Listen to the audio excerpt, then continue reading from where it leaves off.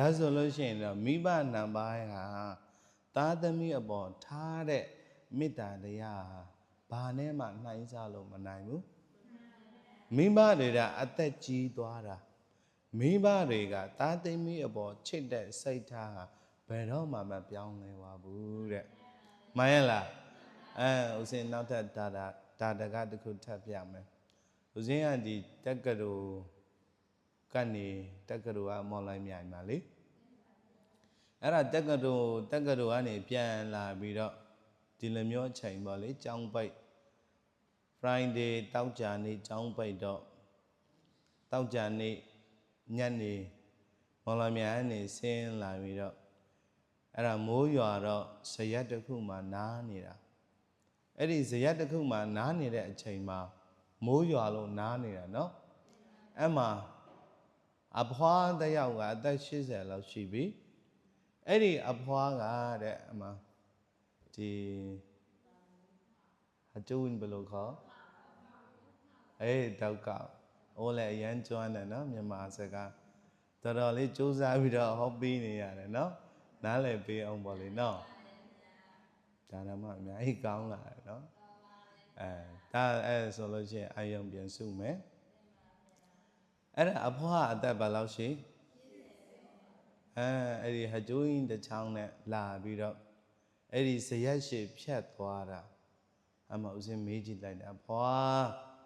ဘယ်သွားမလို့လဲပေါ့မဟုတ်လားမိုးကလည်းရွာနေတယ်တဲ့အဖွားပြောတယ်ငါမှသားရှိတယ်တဲ့သားကနွားသွားကြောင်းနေတာအခုကလည်းညနေဆောင်လည်းဖြစ်နေပြီမိုးကလည်းရွာနေပြီဆိုပြီးတော့အဖွားစိတ်ပူလို့ပါတဲ့အခုအဖွားကအဲ့ဒီနွားသွားကြောင်းနေတဲ့အဲ့ဒီအဖွားရဲ့သားကိုအဖွားသွားရှာနေတာတဲ့အဲ့မော်လေးမေးပြီးတော့ဘာဖြစ်လဲအဖွားထွက်သွားတဲ့အချိန်မှာခဏတအောက်နေပြီးတော့အဖွားကအဲ့ဒီဇရက်ကိုထပ်ဖြတ်တယ်နွားလေးတအောက်နဲ့အရှိရလေပြီးလို့ရှိရင်နော်အဲ့ဒီအဖွားနဲ့အဖွားပြောတဲ့အဖွားရဲ့သားကခဏတုန်းကအဖွားအသက်ဘယ်လောက်ရှိ80အဖွားရဲ့သားကအသက်50ကျော်နေပြီဆိုတော့တစ်ချက်ကြည့်လိုက်ပါဦးမိဘကဘလောက်ပဲအသက်သူကြီးသွားနေပါစေသားသမီးအပေါ်ထားတဲ့မေတ္တာတရားပြောင်းလဲသွားလားသားတွေကစပင်ဖြူသွားတာမိဘတွေရဲ့မေတ္တာတရားဘယ်တော့မှပြောင်းလဲမှုမရှိဘူးမှန်ရဲ့လားသားတွေကသွားကျိုးသွားတာမိဘတွေကအဲ့ဒီသားသွားကျိုးနေတဲ့သားပေါ်မှာချစ်ချင်းမေတ္တာပြောင်းလားမပြောင်းဘူးမှန်ရဲ့လားဒါဆိုလို့ရှိရင်တော့မိဘတွေရဲ့မေတ္တာတရားဘာနဲ့မှနှိုင်းစားလို့မရဘူးတဲ့ဒါဆိုလို့ရှိရင်မိဘရဲ့မေတ္တာတရားဘာနဲ့တူတယ်ဗြဟ္မစိုတရားနဲ့တူတယ်မဟုတ်လားဗြဟ္မစိုတရားဘယ်နှပါရှိပြောကြည့်မယ်မေတ္တာကရုဏာမုဒိတာဥပေက္ခာအဲ့ဒါမိဘတွေကလည်းသားသမီးပေါ်ထားတဲ့မေတ္တာတွေကရုဏာတွေမုဒိတာတွေဥပေက္ခာတွေတူနေတော့ဗြဟ္မစိုတရားနဲ့နှိုင်းစားတယ်တဲ့ဗြဟ္မစိုတရားနဲ့တူတယ်တဲ့မှန်ရဲ့လားဒါဆိုလို့ရှိရင်တော့အမေလို့ခေါ်ကြည့်လိုက်မယ်ခေါ်ကြည့်အမေလို့ပြောလိုက်တာ ਨੇ အဲ့ဒီအမေထဲမှာကရုဏာတန်ပါရမယ်မုဒိတာတန်ပါရမယ်ကရုဏာတန်ပါရမယ်မေတ္တာတန်ပါရမယ်ကဲခေါ်ကြည့်မယ်ဘာဒေါရဖြစ်နေတာလားအမေကိုစိတ်ဆိုးနေတာလားခေါ်ကြည့်မယ်ကိုမေကိုမချစ်ဘူးလားချိုချိုတတလေးခေါ်ပေါ့ခေါ်ကြည့်မယ်ခေါ်အမေမချိုနေဘူးလားဟာရောက်ဒီမှာသားပတ်စံမဟုတ်ဘူးရပြီဟုတ်လားအမေလို့ပြောလိုက်တာနဲ့ရပါမလားကဲပြောကြည့်မယ်အမေကောင်းကောင်းခေါ်လေကိုမေကိုကောင်းကောင်းခေါ်လေ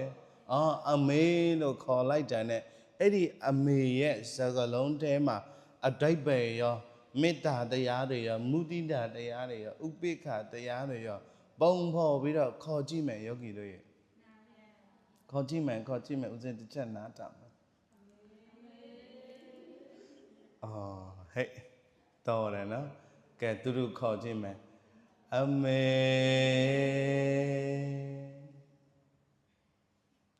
ဒီလိုလေးများခေါ်လိုက်ရရင်မောသမျှဘဝအမောတွေငြိမ်းရပါတယ်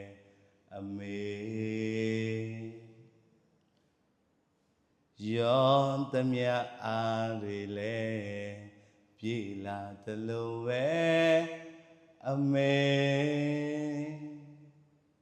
အဲ့လိုခေါ်ကြည့်ပေါ့ခေါ်ကြည့်မယ်ခေါ်မယ်လေကဲခေါ်အော်ကိုအမေကိုလဲကိုဘာဖြစ်လို့လဲစိတ်ဆိုးနေလားစိတ်ဆိုးလို့ဒီတရားလာထိုင်တာလားကဲခေါ်ကြည့်မယ်လေဒါအမေပေးခေါ်တော့ခေါ်ထားနော်နောက်ဆရာတော်လာလို့ရှိရင်အမေမပေးခေါ်ခိုင်းတော့ဘူးကဲခေါ်မယ်အမေအဲ့ဒီအမေထဲမှာမေတ္တာထည့်နော်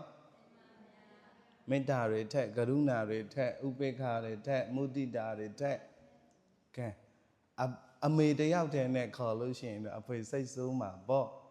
ကဲအဖေပါထက်ခေါ်ကြည့်မယ်အဖေဟာပြုံးကြီးနဲ့ငါဥစဉ်ကိုကြည့်နေတယ်လောက်ပါအောင်အဖေဒီလိုလေးများခေါ်လိုက်ရရင်မောသမျှဘဝအမောတွေငြိမ်းရပါတယ်အဖေယောသမျှအားတွေလဲပြေလာသလိုပဲအဖေမိဘတွေရဲ့ဂုဏ်ကျေးဇူးတွေကိုပုံဖော်ပေးနေတာဟုတ်တယ်မလားအမှန်ကိုအလောက်ကနေပင်ပန်းပြန်လာပြီးတော့အရင်ဦးဆုံးဘုသူ့ကိုရှာဟဲ့အမေရောလို့မပြောနေဘူးလားအဲ့လိုမျိုးပါပဲကိုမောလာတဲ့ဘဝအမောတွေကိုအမေလို့ခေါ်ခွင့်ရတဲ့အချိန်မှာအဲ့ဒီအချိန်ကကံအကောင်းဆုံးတော့အချိန်ပဲအခုချိန်မှာယောဂီတို့အမေတွေရှိပါအောင်လားရှိပါဘူးဘယ်သွားရည်လဲသွားပြီမဟုတ်လားအဲ့လိုမျိုးအမေလို့ခေါ်ခွင့်ရနေတဲ့အချိန်ကကိုယ့်အတွက်ကံအကောင်းဆုံးတော့အချိန်ပဲနော်မှန်ရဲ့လားတချို့ဆိုလို့ရှိရင်တော့မွေးကင်းစကလေးကအဖေလို့တစ်ချက်မှခေါ်ခွင့်မရှိတဲ့သူတွေလည်းအများကြီးရှိတယ်မှန်ရဲ့လားအခုလိုမျိုးကျွေးတဲ့ဖခင်တို့ရဲ့ဂုဏ်ကျေးဇူးကိုလည်းပဲအဖေလို့ခေါ်ကြည့်အဲ့ဒီအဖေရဲ့အဖေတွေကြားလို့ရှိရင်လေအော်ငါသားသမီးတွေငါရဲ့ကျေးဇူးတွေသိတတ်ပါလားမှန်ရဲ့လားအော်ဒါဆိုလို့ရှိရင်တော့မွေးရကြိုးနှက်တဲ့သားသမီးတွေဖြစ်ပြီဆိုပြီးတော့အဖေမေတွေမပြောနေလားပြောနေတယ်မှန်ရဲ့လားဒါဆိုလို့ရှိရင်မိဘတို့ရဲ့ဂုဏ်ကျေးဇူးတွေကဘာနဲ့ပဲနှိုင်းအနိုင်ရှိတဲ့ဘက်မှာအမြဲရှိနေတယ်မှန်ရဲ့လားဒါဆိုလို့ရှိရင်ဦးဇင်းတို့တို့တွေဟောဒီလောကကြီးထဲမှာအကျိုးပြုနေတဲ့အရာတွေနဲ့မိဘရဲ့မေတ္တာတွေနဲ့တစ်ချက်နှိုင်းကြည့်မယ်နေမင်းကြီးကဦးဇင်းတို့တို့တွေအကျိုးမပြုနေဘူးလားအခုနေအောင်နဲ့ဦးဇင်းတို့တွေလောနော်လူတွေတရိษံတွေရှာဖွေစားတောက်နေကြတာမှန်ရဲ့လားအဲ့ဒါမျိုးဒီနေအောင်ကနေညမိုးချုပ်သွားလို့ရှိရင်တော့ဦးဇင်းတို့တွေသွားလို့ရပါအောင်လားမရတော့ဘူးတိုင်တွေတိုက်နော်တွင်ထဲမှာကြဘာဖြစ်လို့လဲနေမင်းကြီးရဲ့အလင်းရောင်မရှိလို့နေမင်းကြီးရဲ့အလင်းရောင်နဲ့ပဲဦးဇင်းတို့တွေတခြားအလင်းရောင်တစ်ခုခုနဲ့အကူအညီလိုပါအောင်လားမလိုဘူးမှန်ရလားဒါဆိုလို့ရှိရင်တော့ဟောဒီနေမင်းကြီးကရောဦးဇင်းတို့တွေအကျိုးမပြုတ်နေဘူးလားကျေးဇူးမများနေဘူးလားအဲ့ဒီနေမင်းကြီးကဦးဇင်းတို့တွေအကျိုးပြုနေမယ် ကျေးဇူးများနေတဲ့အရာနဲ့ဟောဒီမိဘနှစ်ပါးရဲ့ဂုဏ်ကျေးဇူးတွေတစ်ချက်နှိုင်းကြည့်မယ်မိဘတွေကဦးဇင်းတို့တွေယောဂီတို့တွေသူတို့ရဲ့သားသမီးတွေအားလုံးကိုအမြဲတမ်းအလင်းရောင်ပေးနိုင်စွမ်းရှိတယ်မဟုတ်လားနေဘက်မှာဓမ္မကညဘက်မှာပါအလင်းရောင်ပေးနိုင်စွမ်းရှိတဲ့အတွက်ဒါဆိုလို့ရှိရင်အဲ့ဒီနှစ်ခုနှိုင်းရင်တော့ဘယ်ကနိုင်မိဘတွေရဲ့ဂုဏ်ကျေးဇူးကနိုင်မှန်ရလားဒါဆိုလို့ရှိရင်နေမင်းကြီးနဲ့နှိုင်းပြီးတော့လမင်းကြီးနဲ့နှိုင်းမယ်လမင်းကြီးဆိုလို့ရှိရင်ဘယ်ချိန်တာညဘက်မှာတားတယ်ဟုတ်တယ်မလားနေ့ဘက်မှာဘာဖြစ်လဲလမင်းကြီးရဲ့အလင်းရောင်ပေးနိုင်ဆိုမရှိတော့ဘူးဒါပေမဲ့ဒီလိုမျိုးလပြင်းညတွေမှာဦးဇင်းတို့တွေ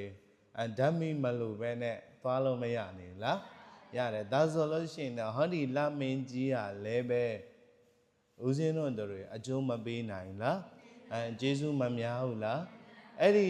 လမင်းကြီးနဲ့မိဘတွေရဲ့ဂုဏ်ကျေးဇူးနဲ့တစ်ချက်နိုင်ကြည့်မယ်ဘယ်သူနိုင်မိဘကျေးဇူးနိုင်ဘာလို့လဲဆိုလို့ရှိရင်တော့ညဘက်မှာဓမ္မကနေ့ဘက်မှာပါမိဘတွေရဲ့ဒီဂုဏ်ကျေးဇူးတွေကသားသမီးအပေါ်ကြီးမားနေတာမှန်ရလားအဲ့ဒါဆိုနောက်တစ်ခုနဲ့ထပ်နိုင်မယ်စမ်းကြောင်းလေးနဲ့နိုင်မယ်စမ်းကြောင်းလေးမှာရှိတဲ့ကျောင်းတွေရောအခုစမ်းကြောင်းမရှိနေဘူးလားဟောဒီစမ်းကြောင်းရှိနေလို့ပဲဦးဇင်းတို့တွေတဘာဝနဲ့တိတွေ့နေတာမှန်ရလားဒီစမ်းကြောင်းနဲ့မရှိဘူးဆိုလို့ရှိရင်တော့တဘာဝရဲ့အယတာတွေတိတ်တော့မပြည့်စုံဟုတ်တယ်မလားဒါဆိုလို့ရှိရင်တော့စမ်းကြောင်းရှိတဲ့ခြံတွေစမ်းကြောင်းရှိတဲ့ရွာတွေစမ်းကြောင်းရှိတဲ့ကျောင်းတွေမှာဆိုရင်တော့အယံလူတွေကိုအကျိုးပြုစေတယ်မှန်ရလားအဲ့လိုမျိုးဒါပေမဲ့စမ်းကြောင်းတွေရဲ့သဘောတဘာဝຫນွေဘက်မှာဆိုရင်တော့အကျိုးပြုနိုင်သေးလားမချောက်ကတ်သွားလားချောက်ကတ်သွားတယ်ဒါဆိုလို့ရှိရင်တော့ຫນွေဘက်ချမ်းမှာလူတွေကိုအကျိုးမပေးနိုင်တော့ဘူးကျေးဇူးမများတော့ဘူးမှန်ရလားဒါပေမဲ့မိဘတွေရဲ့ဂုဏ်ကျေးဇူးတွေကຫນွေမိုးဆောင်တစ်နှစ်ပတ်လုံးသားသမီးအပေါ်မှာကျေးဇူးမများနေဘူးလားဒါဆိုလို့ရှိရင်စမ်းကြောင်းလေးနဲ့ဟောဒီအမေနဲ့အဖေရဲ့ဂုဏ်ကျေးဇူးတွေနဲ့နှိုင်းရင်တော့ဘယ်သူကနိုင်အဖေအမေရဲ့ဂုဏ်ကျေးဇူးတွေကနိုင်ဒါကြောင့်မို့အဖေအမေတို့ရဲ့ဂုဏ်ကျေးဇူးတွေကိုဦးဇင်းတို့တွေယောဂီတို့တွေဟောဒီချိနေတဲ့လူတွေအားလုံးဘယ်တော့မှမေ့လို့မရဘူးအမေလို့ခေါ်ခွင့်ရနေတဲ့အချိန်မှာအဲ့ဒီအချိန်ကိုအတွက်ကံအကောင်းဆုံးပဲမှန်ရလားအဖေလို့အဲ့လိုမျိုးခေါ်ခွင့်ရှိနေတဲ့အချိန်ခေါ်ခွင့်ရနေတဲ့အချိန်မှာတန်ဖိုးထားပါတေပြီးမှမငိုယိုနေနဲ့ရှိတောင်ကြွေးတာရှိတောင်မွေးတာမှန်ရလားတေပြီးမှနောင်တမရနေနဲ့အပူပဲမှန်ရလား